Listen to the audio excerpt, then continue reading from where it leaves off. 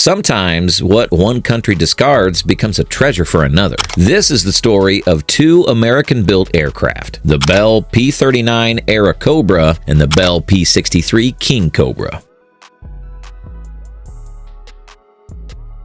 The Bell P-39 Airacobra dared to be unique in a period of mostly standard fighter design. Bell aircraft stood out from the pack with its mid-engine arrangement, which placed the Allison V-1710 engine behind the pilot rather than in the nose, as was traditional. This daring design decision enabled the engineers to equip the P-39 with the 37mm T9 gun that fired directly through the nose cone. For pilots, this was game-changing. Having the gun centered allowed for greater accuracy when attacking an enemy aircraft, ideal for taking out bombers or other heavily armored targets. This may sound novel, but it was not without consequences. One significant constraint was the absence of a turbo supercharger. While contemporaries such as the P-51 Mustang excelled at high-altitude warfare, the P-39's single-stage supercharger lost power over 12,000 feet. Nonetheless, its powerful 37mm gun and consistent roll rate made it extremely successful in low-altitude dogfights. Ironically, its design, which was rejected by U.S. and British forces, made it suitable for the Soviet Union's low-altitude warfare situation on the Eastern Front. While its unique features, like side-opening car doors instead of a sliding canopy, may have initially alarmed American pilots, the Soviets welcomed these quirks. The P-39 was a sturdy and sleek weaponized abnormality, ready to excel where competitors failed. Interestingly, pilots entering the P-39 described their position as the hottest seat in aviation. With the engine located behind the cockpit, the environment might have been extremely heated during extended operations. However, this oddity had a significant advantage. The plane's mid-engine placement provided superb balance for maneuvers at lower altitudes. The Eastern Front was a completely different battlefield from the skies over Europe and the Pacific. Instead of high-altitude bomber escorts, aerial fights on this front were often fought at altitudes considerably below 20,000 feet, which were often inside the P-39's performance sweet spot. The flaws that had held the Airacobra back in previous theaters were irrelevant here. The Soviet Union obtained a remarkable 4,700 P-39s under the Lend-Lease program, and this aircraft immediately became a workhorse. Its powerful 37mm cannon was not only effective in destroying enemy aircraft, but it also served as a crucial psychological weapon. The cannon's ability to annihilate most targets in a single hit terrified German Luftwaffe pilots. The Soviets also made modifications to meet their demands, such as deleting the wing-mounted machine guns to cut weight and increase maneuverability. It's worth mentioning the extraordinary performance of Soviet fighter ace Alexander Petrishkin, who flew a P-39 with devastating effect. His record in the P-39 is impressive, 47 verified kills, and his tactical upgrades for group dogfighting gained him legendary status in Soviet aviation history. This is not a coincidence. The P-39 became so integrated into the Soviet war machine that it acquired endearing nicknames like Kobrushka, Little Cobra, reflecting both its quickness and lethality. It's intriguing to learn how these P-39s got to the Soviet Union. Pilots undertook perilous transfer missions along the harsh Alaskan-Siberian air route, beginning in Montana and continuing through Alaska before landing in Siberia. Female Wasp pilots frequently transferred these planes during this perilous move, adding to the warbird's colorful history.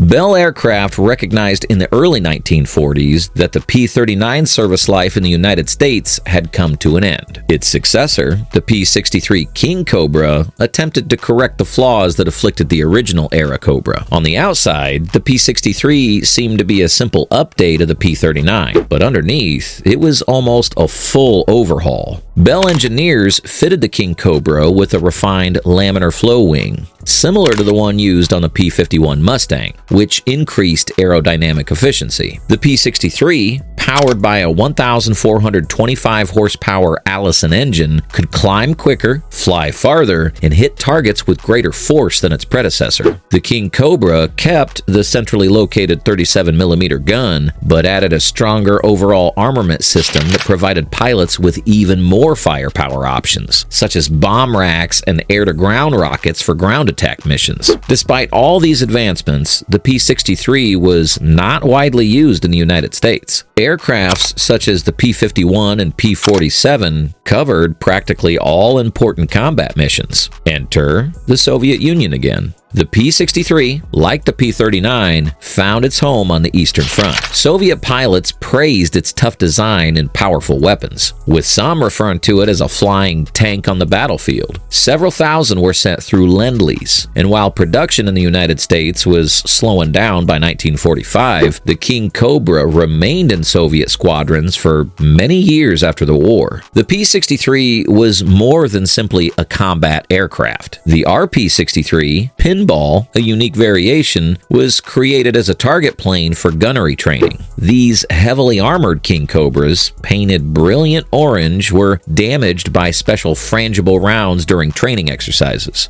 The aircraft's lights would illuminate when a bullet struck, making it the world's oddest flying scoreboard. The Kingcobra became a reliable complement to Soviet air power by improving on the original Airacobra without significantly affecting its DNA. It wasn't showy, but it did the job, demonstrating yet again that with the appropriate conditions, even a rejected design can survive.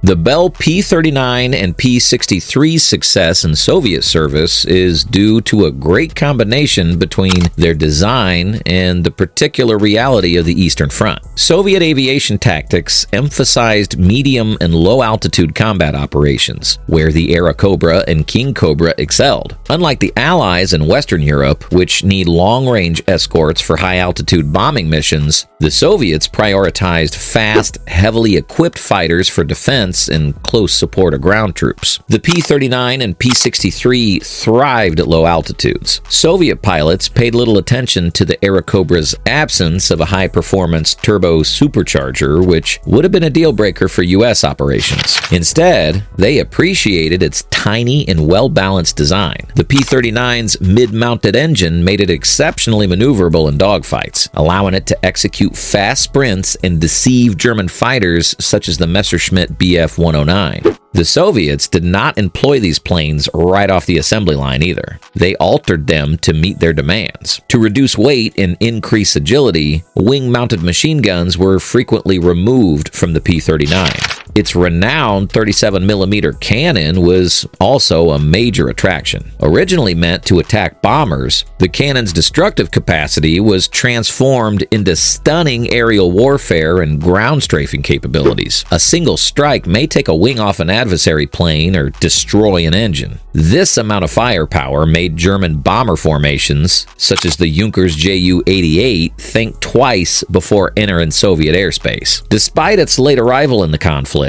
the P-63 Kingcobra swiftly established itself. Its superior climbing abilities and greater armament made it an effective weapon for attacking German defensive positions and armored vehicles. Pilots also praised its toughness. Winter weather on the Eastern Front could test even the most dependable aircraft, but the Kingcobra proved tough during difficult missions. Strategically, these planes were more than weapons. They represented the wartime alliance. The Soviet Union's reliance on Lend-Lease shipments, particularly of aircraft such as the P-39 and P-63, demonstrated the Allies' combined effort against the Axis forces. These American-made planes were a source of pride for Soviet pilots, who utilized them to dominate the skies despite frequent underdog status. Here's something remarkable. While the P-39 was a formidable foe for enemy aircraft, it also held its own against Soviet accusations. Many Soviet pilots first viewed Western designs skeptically. Despite this, the P-39 eventually became one of Stalin's most respected aircraft, having performed tens of thousands of sorties and destroying thousands of German planes.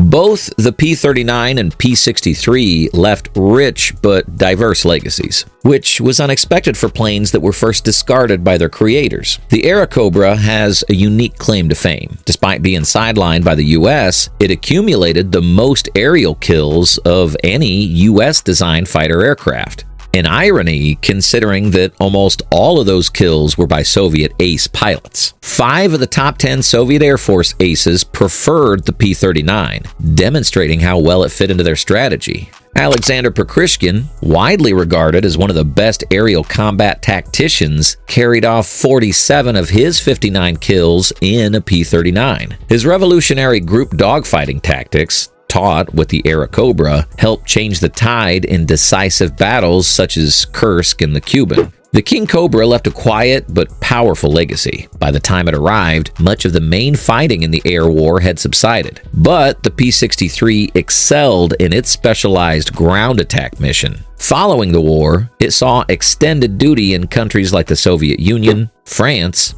and even Honduras. While the U.S. military moved on to better designs, the Kingcobra remained a valuable post-war tool for nations wishing to modernize their fleets on a tight budget. The narrative of these planes does not end with the conflict. The uncommon RP-63 pinball demonstrated the adaptability of aircraft design amid wartime innovation. Though not a combat variant, the RP-63's function in enhancing bomber gunner accuracy made a unique contribution to Allied efforts. The pinball, which included frangible targets and blinking impact indicators, represented Bell's aircraft ingenuity in the war effort, even if it was through flashing lights rather than firing bullets. After World War II, the P-39 and P-63 served as stepping stones for experimental aviation.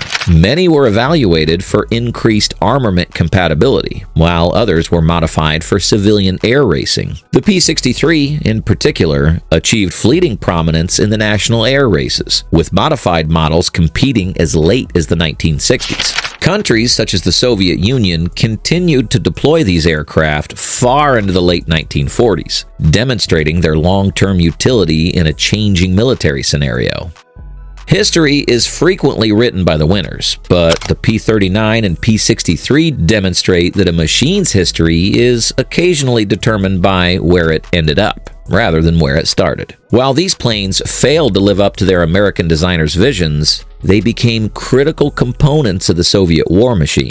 Their narrative demonstrates how flexibility and timing can change history. Thank you for joining Tailwinds for this aviation deep dive. Don't forget to like, subscribe, and participate in the comments. What other forgotten battle heroes deserve a moment in the spotlight? Until next time, keep an eye on the sky.